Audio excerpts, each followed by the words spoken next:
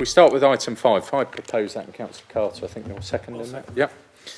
So this is an update about our work with the regulators for social housing, and the report details, obviously, why this work is ongoing, the progress that continues to be made to that regard, the areas that we continue to require investment in, the decisions we're taking accordingly, the work that has been done to quite significantly change the way we deal not just with fire risk but with all elements of compliance, and like I say, sets out the things that we're doing accordingly, both against the actions we agreed initially with the regulator when the judgment was made, but as Cabinet know, we continue to be in regular dialogue with the regulator, which is extremely helpful and continues to guide the actions that we continue to take accordingly.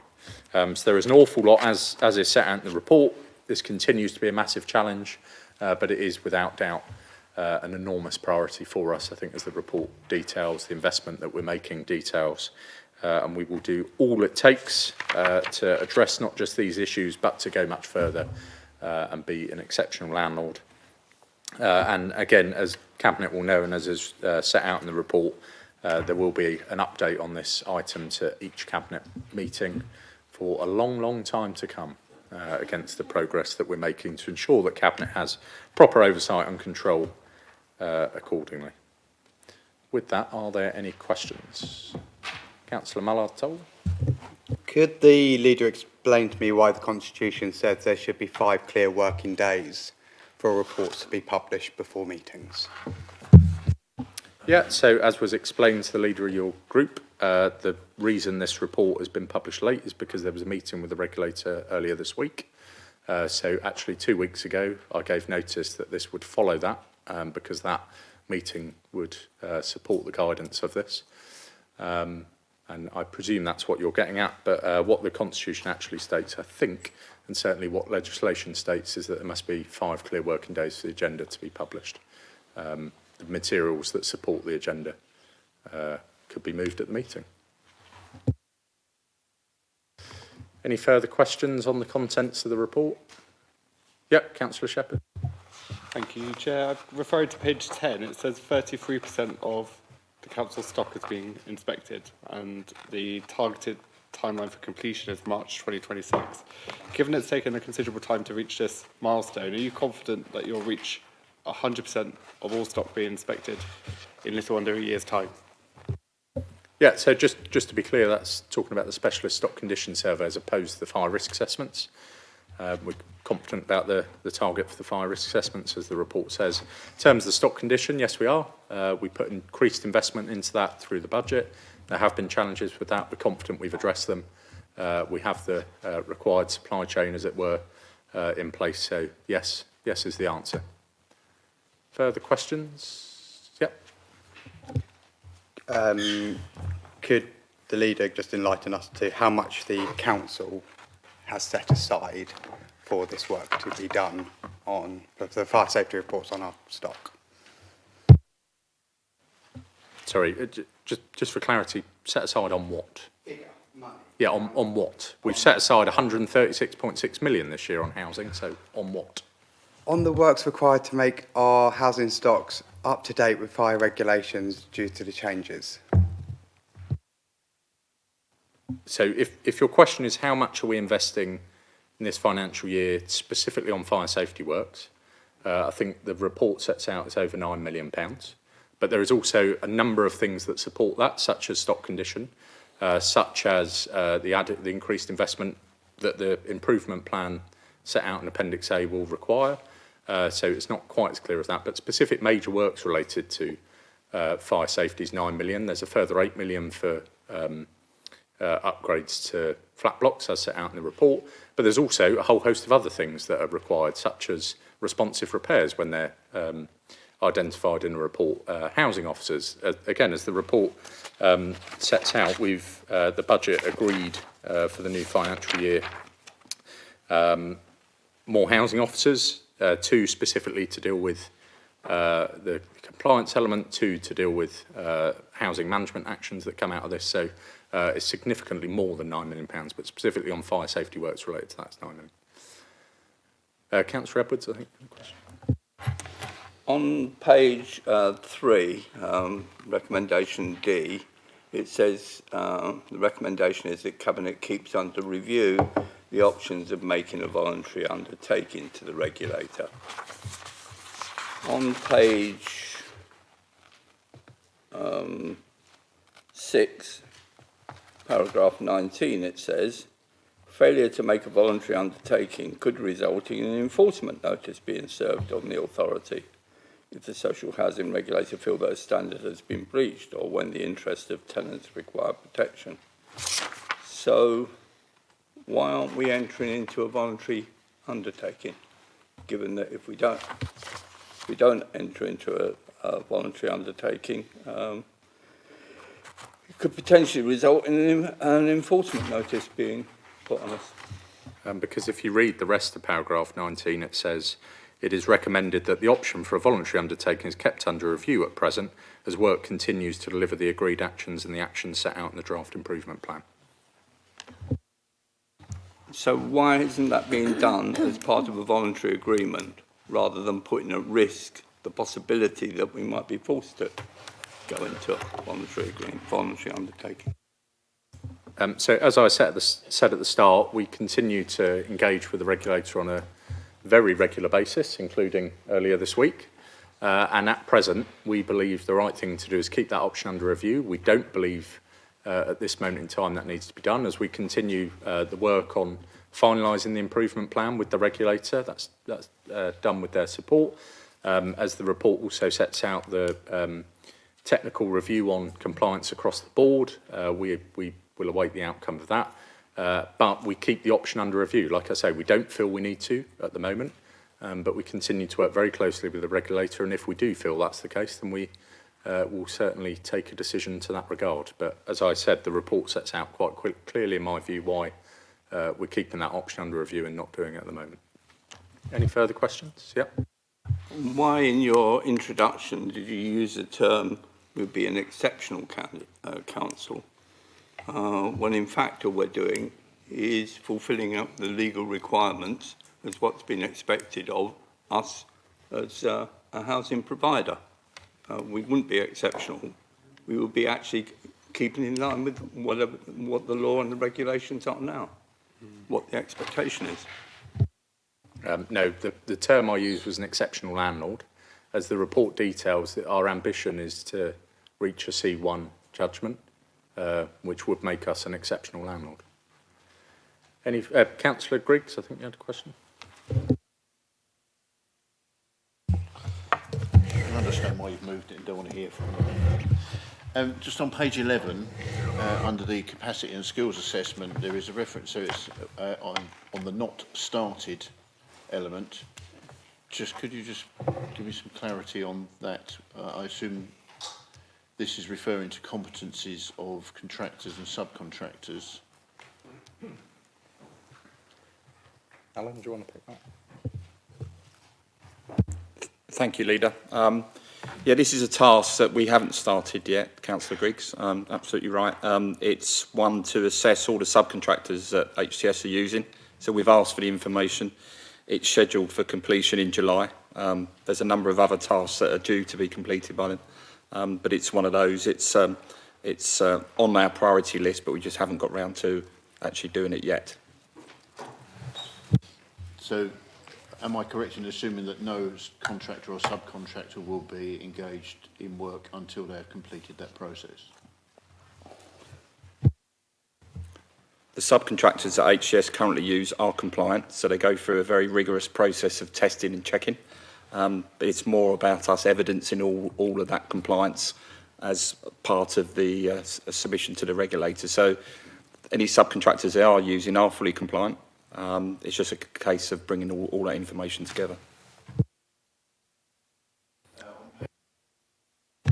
And this is more a reference to the human element and how we go about communicating things. It refers to asbestos information for residents and considering the options as to how that information is provided to tenants. Now, there is obviously the potential to cause significant alarm if the wording is not carefully considered and sympathetic in the ways that is delivered. So it's not really a question, it's more of an observation that I would hope that that is a route that would be pursued in doing that in the most delicate way and not alarming people.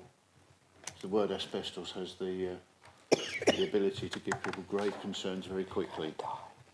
Yep, no, absolutely, and that's why it's one of those actions. So your observation is noted, and you can be assured to that regard. Yep. Next point down from that, where it's talking about how to communicate new safety plans to residents. It seems something of a no-brainer to me that we should be printing it and sticking it through every door. So one of the things that's very clear in the consumer standards and all the work that the new the regulatory regime demands is how much landlords and in the ways in which landlords should engage and communicate with their tenants, above and beyond what may be obvious. But the most important thing is not how have we engaged, it's whether the residents feel that we've engaged, and we're measured against that. So there's a whole host of things, as the action says, that are being considered, and we will look to implement. Above and beyond that, you know, we write to all our tenants often. That doesn't mean that they're fully informed of what we've written to them about. And you know, there's obviously a whole host of ways we do that, but we need to improve that, and that's what the plan sets out. Yep. Very slightly. Talking to an awful lot of residents as I do in various capacities around my average day, a lot of people will see an envelope with Harlow Council on it and they hide it because they don't want to open and see what's inside. I think this is of such importance that they, in many ways, might need to look at doing this in the way in which the electoral roll stuff is done, in terms of going around and actually knocking on a door and physically handing it to somebody, to make sure they understand the importance of it, rather than it just being a council thing and they're worried it's a bill that they don't want to address or whatever and they chuck it under the carpet and forget about it. Yeah, and to exactly that point, like I say, it's why we're reviewing the way that we communicate with our tenants. Yeah.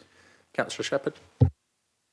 Just building on Councillor Griggs' theme of communicating with residents, you'll note that when Labour were in administration of this council, we were lauded on the BBC One show for the speediness and comprehensiveness in which we were updating residents around fire risk assessments in the wake of the Grenfell tragedy.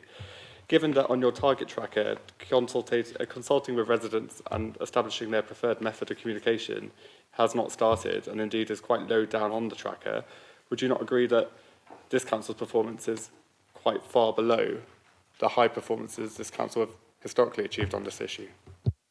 Okay, I'm not going to get into politics. The one thing I will say, this council has failed for a number of years in this way. I take the judgment of the regulator of social housing well above that of BBC One, the One show.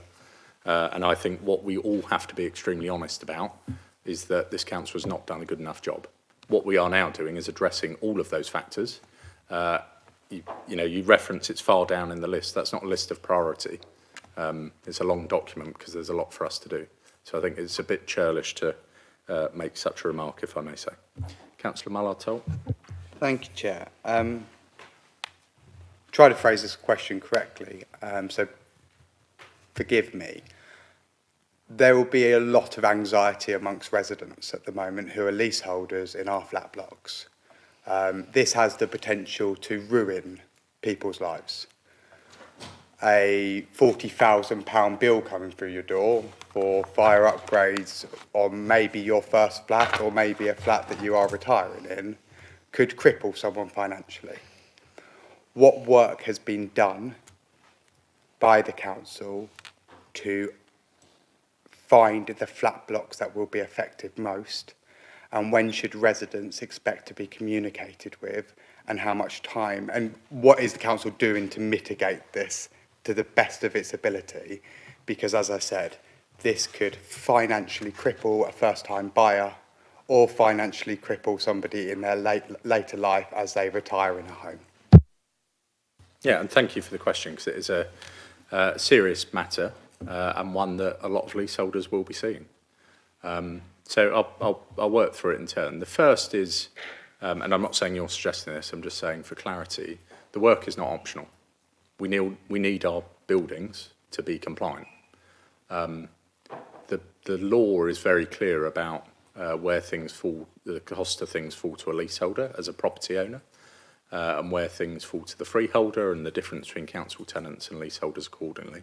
What I can assure you of is Harlow Council has by far the most generous repayment options of not just any council I've ever seen. We benchmarked it extensively of any registered provider I'm aware of by a country mile.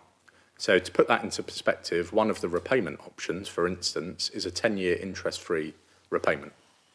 I'm not aware of anywhere else that offers more than a 2-year interest-free repayment.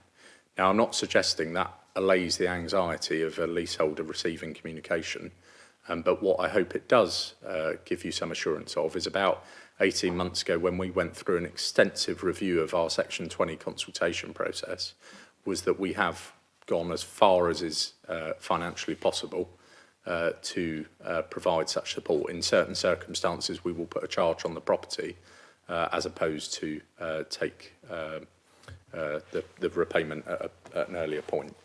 So we have gone through a huge review of our Section 20 process. We continue regularly to look at what can be done.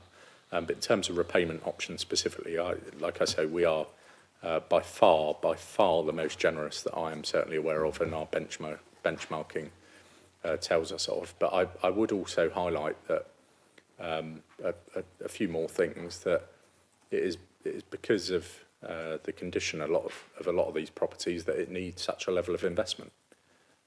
It's because of regulation and changes to law that we are required to do things that perhaps weren't previously required.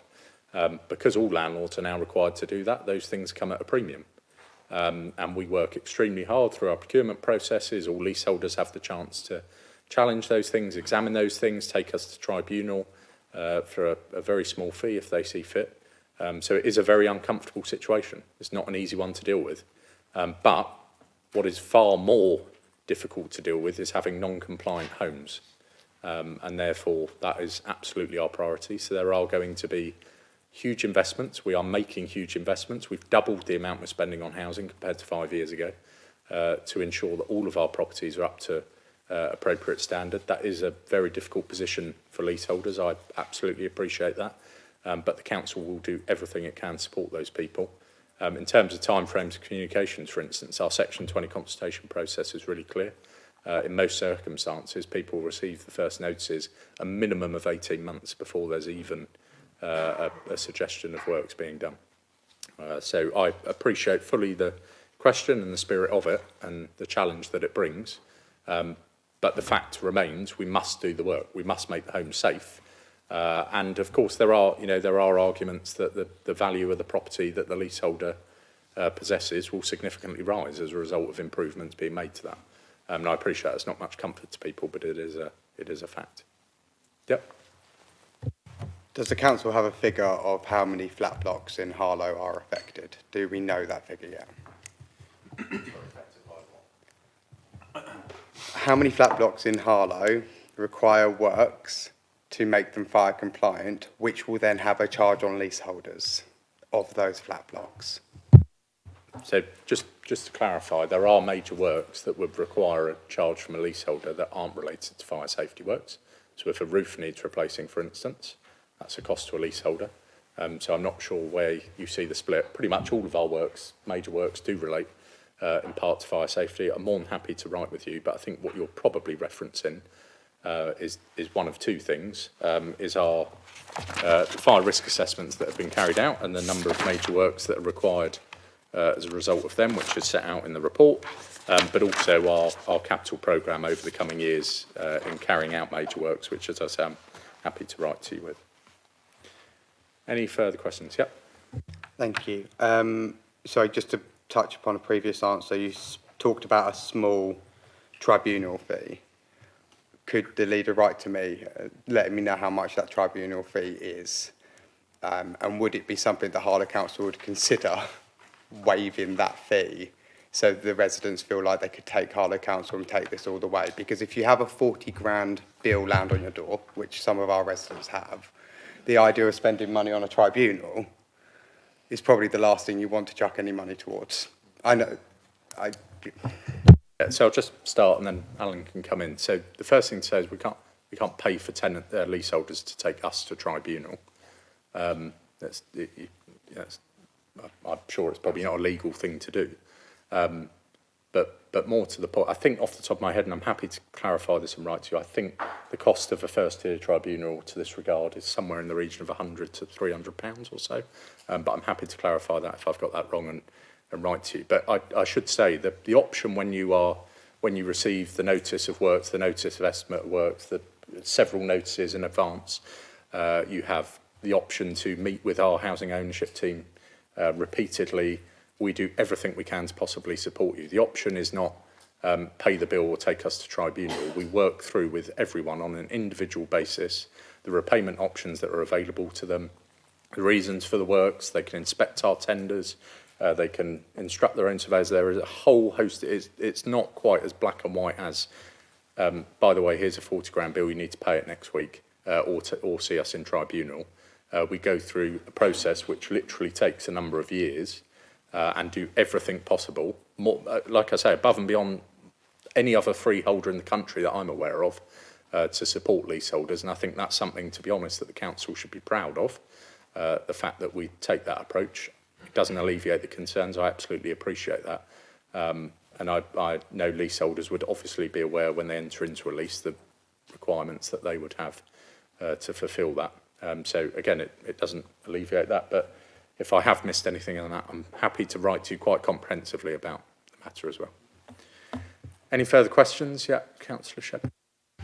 Just a piece of casework I've been dealing with leaseholder repairs, not strictly related to fire safety, but just in terms of highlighting the need to be sympathetic and proactive with elderly and vulnerable residents, is that in this particular case, it was an elderly resident's son who was handling the correspondence between herself and the council on her behalf. She was very apologetic. She missed many of the notices that received in the post. Could you just reassure residents that if they are slow to respond to notices or there is a barrier in communication anyway, they won't be prejudiced or at any disadvantage in their future correspondence and dealings with this council? Well, no, they wouldn't, but there's also a whole host of other things we do. So on any scheme, for instance, we would have both an officer that would lead that and I'm sure some sort of resident liaison, probably from the contractor, that would deal with all those things as well. I can assure you no works would be happening without the leaseholder being well aware that they're happening. I'm just conscious that we're focusing on our update to the housing regulator. So does anyone have any other questions on our update regarding the regulator for social housing? No? Any comments on that? No? In which case, are Cabinet happy with the recommendations as set out? Agreed.